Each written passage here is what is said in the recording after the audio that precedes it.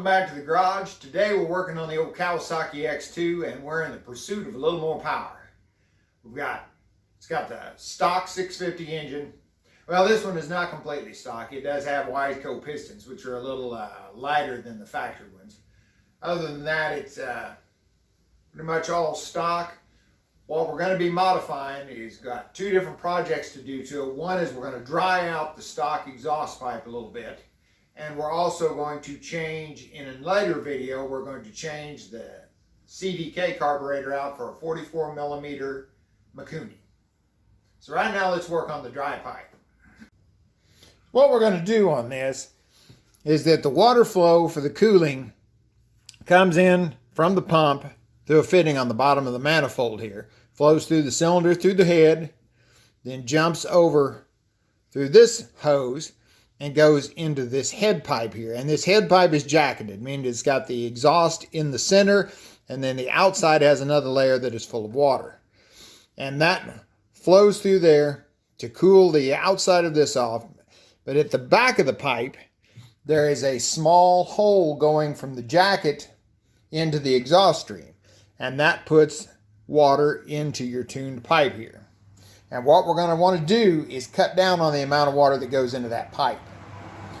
We're going to actually put another fitting on the head pipe that'll bypass some of the water, and we'll put it down here at the end of the tune pipe.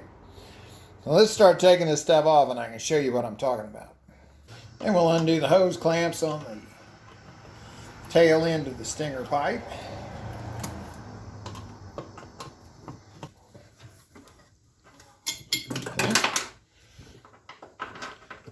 This piece is out, and right down in this area is where we're going to inject that water back into the system so it'll still flow through the water box and the rest of the pipe. But we'll be cutting some of it out of the tune section.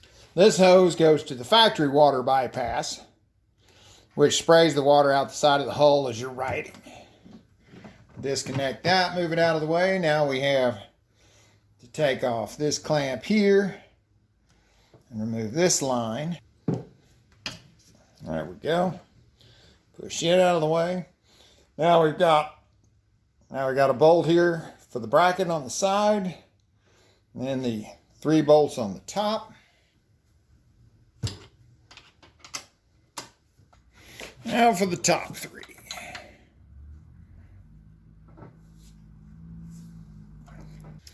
And there's the 3 attachment bolts.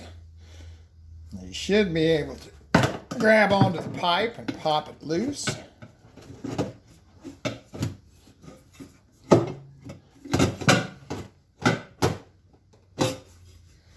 And work it around to get out. Now, if your ski is stock, there'll be another fitting here that goes to a hose that goes back to the bulkhead. You'll have to disconnect that.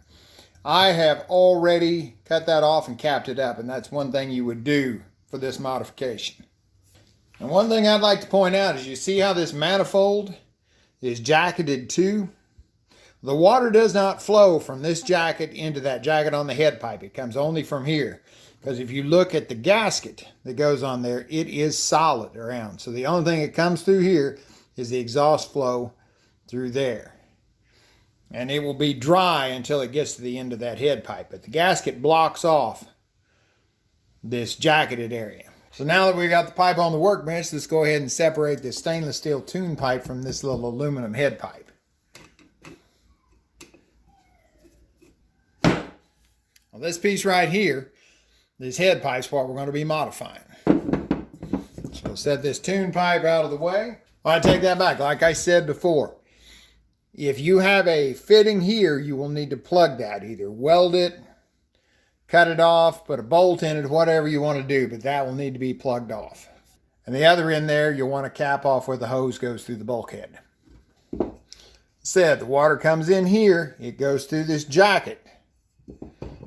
Keeps this pipe cool on the outside. Some of it goes to this water bypass outlet that goes to the side of the hull.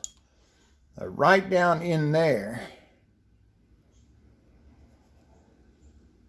is a hole in the jacket, and that hole sprays water right into the exhaust stream, and that's what we want to plug up.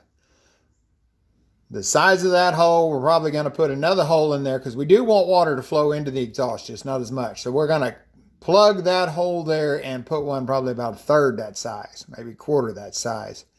And we need to put a fitting on the outside of the pipe here to bypass the excess water. Now, if you have, this modification works on a 650SX or the X2 like I'm working on. If you have an SX, this right here, you can drill and tap right through that boss that's on there, and that works really well. Problem is that it's right up against the body support on the inside of the X2's hull, so we can't use that. So we're going to come off the side over here.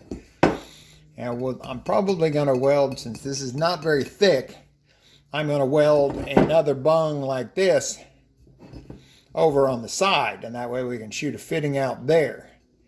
And then on the inside of that fitting, we'll have a hole here. We'll drill the hole for the water to go back onto the inside of the pipe through there. That way, in case we need to enlarge it later, we can get to it. So since this is an X2 and we can't put the fitting right out there, I've cleaned off a spot there on the side of the pipe. That little bung I built here, 1/8 pipe on the inside. We're going to weld it right there, and that will let us have a fitting. We'll get a 90-degree fitting, so we'll aim this forward and we can just run another hose right up to the stinger. Okay, we've got the water bypass outlet tigged on there. So now while this is cooling, we'll start working on the stinger. Put an inlet so the water can go back into the system. For the stinger, drilled an entrance hole for the water. Cut out a little piece of stainless steel bar stock. It's got a hole all the way through it, tapped 1/8 pipe there, so we'll weld that on and then put a pipe nipple in the end to hold the hose. Okay, we got that fitting tigged onto the pipe. So while that's cooling, we'll go back and do the last bit of welding on the head pipe. I'm going to try to reach in there and weld that hole up because we want a much smaller one to go through right there. Most people just pack that full of JB weld, and that may be what I end up doing because it's going to be kind of hard to reach in there. But I'm going to give it a shot, see if I can't TIG it. And I did manage to get that filled in pretty nice. I'll hit that with the burr, smooth it down just a little bit. That should work fine. All right, back to working on the head pipe.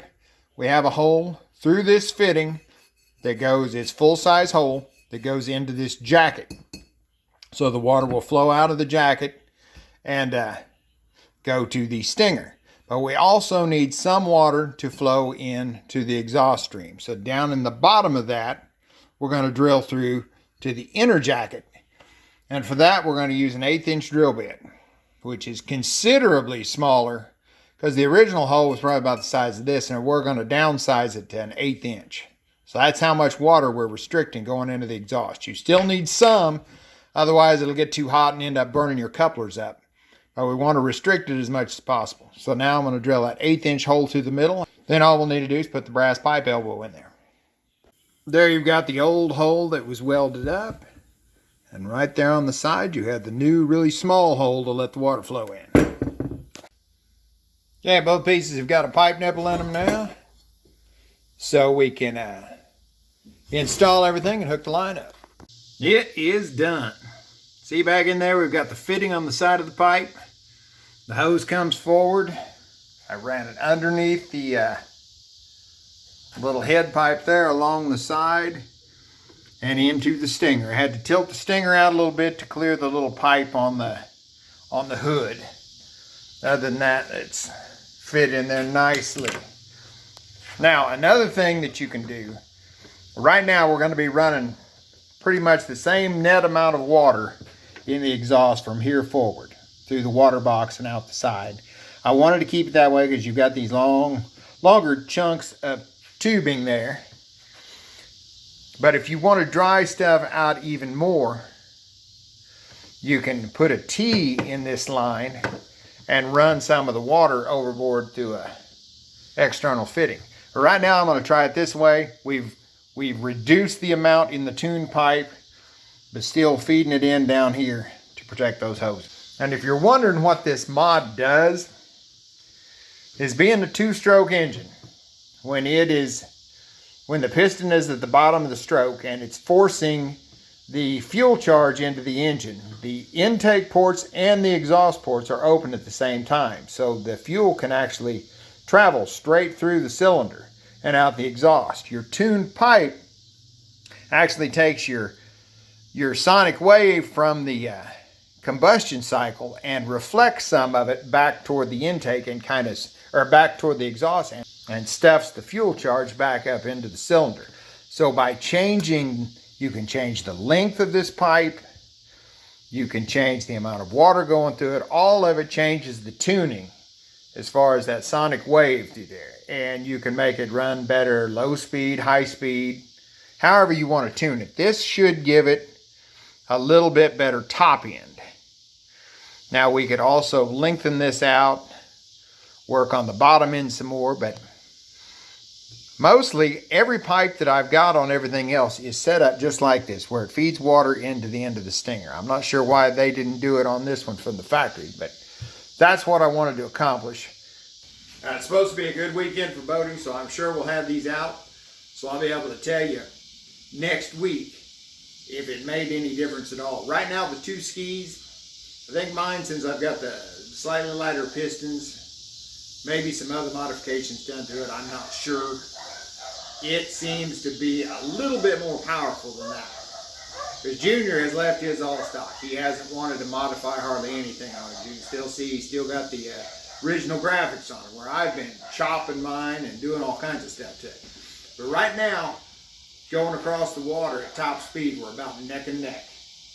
Mine may have a little more power, but then I weigh more than Junior. So if I can pull away from him a little bit, he'll be wanting to modify his next. And that's actually part of the deal. We're just trying it on mine. If it works on mine, we'll do it to his. So, well, I hope you enjoyed the video. If you want to see more about the X2, like and subscribe. Next week, I should be putting the 44mm Mikuni on here. The only thing that's stopping me now is I'm waiting for a flame arrestor, but I'm really interested to see how that's going to turn out, because that's a pretty big improvement on the size of the carburetor. Plus, I like Mikunis. My Sea-Doos have got them, so we'll get that put on there, and I'll report back on that. Thanks for watching.